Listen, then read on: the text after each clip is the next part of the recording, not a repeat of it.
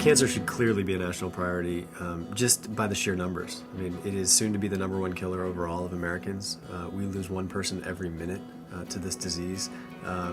It just takes such a social, physical, and economic toll on our society.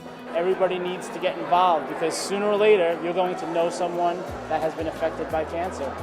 There isn't anyone that doesn't have a cancer story. I don't believe there's anybody in this country that somehow, some way has not been touched because of the disease of cancer.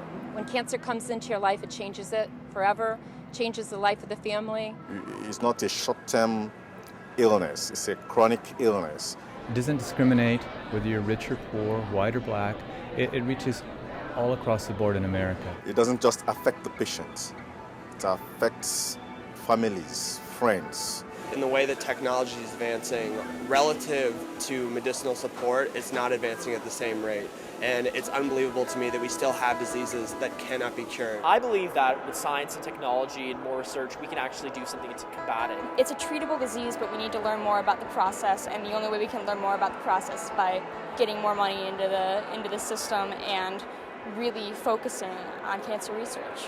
I don't think that the full responsibility should be on the government. I think it's important that we have policies that are set forth that protect citizens, but I also think it's important for organizations and people to feel empowered to make change themselves. To make it a national priority, first takes education and it takes communication.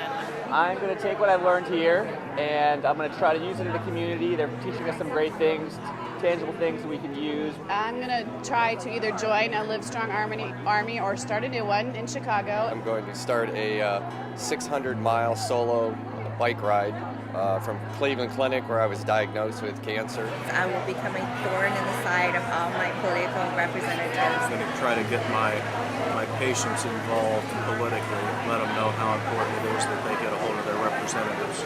You don't have to do grand things on a grand scale. You can start out small. I mean, you can have a bake sale. I'm excited, and I've actually made a commitment to myself that I'm going to be a part of this army. So we're going to take all the things we learn here and begin our grassroots effort right where we live. It's not just about this 4-day period in Ohio. I mean, this is about 1,000 people who get trained and go home. And the ripple effect of that is enormous. This is just a start, and this is just a step in the direction of making cancer a national priority, and I think it's been a pretty enormous step forward.